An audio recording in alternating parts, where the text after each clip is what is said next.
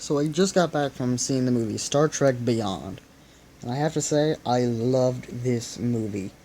It had me in the palm of its hand from start to finish. I'm gonna go over what I liked and what I disliked. First off was Scotty. He was by far, in my opinion, the best character of this whole film. He had great comedy to him, he had a realistic personal sense, and frankly, he was a great character in the movie.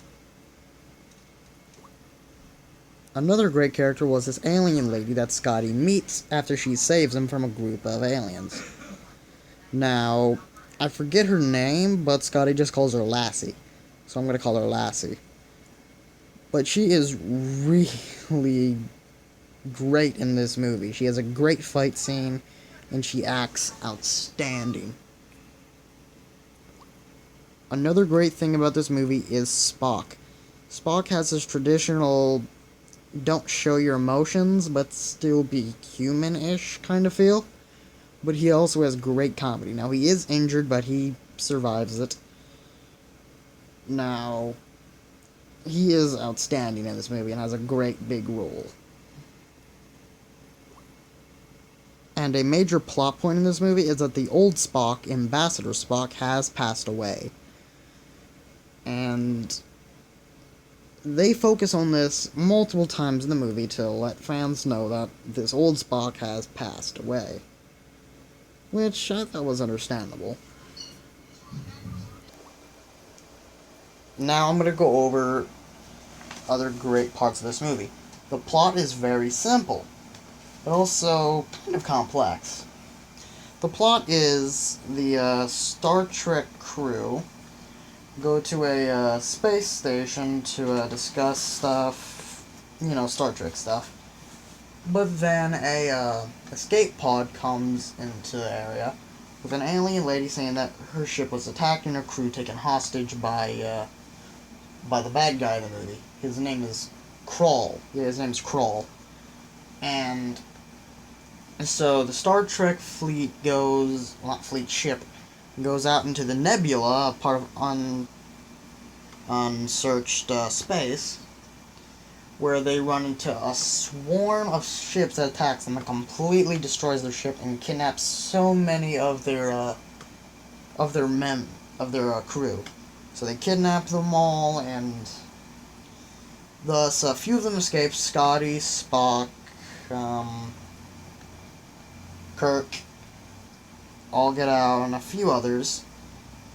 And so they all do their things, and then when they all get back together, they stage a plan to go and rescue their friends from the Krall's men, or army. So when they get there, they do a distraction with hologram motorcycle riders and stuff, and frankly, it's just an awesome scene. It's too hard to explain. So then when they get them all, and Krall has this ancient weapon that he's going to try to use to destroy a massive space station, they get inside of this Lassie's house, which is an old Federation ship, which I think is a throwback to the original Star Trek, because it reminded me a lot of the original ship more than the current one did, so I think it's more of a throwback. So when they get there, there's the swarm of ships, which are like a tidal wave in space. There's just so many of them.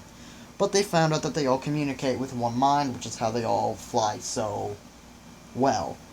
And how they do this is they have a signal which they're all talking to each other with. So they find a way to disrupt it by pumping out something to block it out. What do they use? Music. And with this music, they make it so that all of them crash together. But the way they crash is that they get close to them. So, what do? They surf on the bees while the ships are called bees, by the way. So they surf on the bees while playing this music as they're being destroyed, and it looks awesome. Just completely awesome. Now, Krall gets into the place, but it's revealed that he is an old captain who became this way. And he has returned back to human, I'm not sure how, but it was an outstanding thing. And I honestly thought that he was going to just have a change of heart, because throughout the movie, one of the female cast members keeps telling him that there's strength in unity, strength in others, not just strength by yourself. And he seems to listen to her, so at the end I thought he was going to be all, I changed my mind, I'm good now, I'll go to jail or I'll just join you.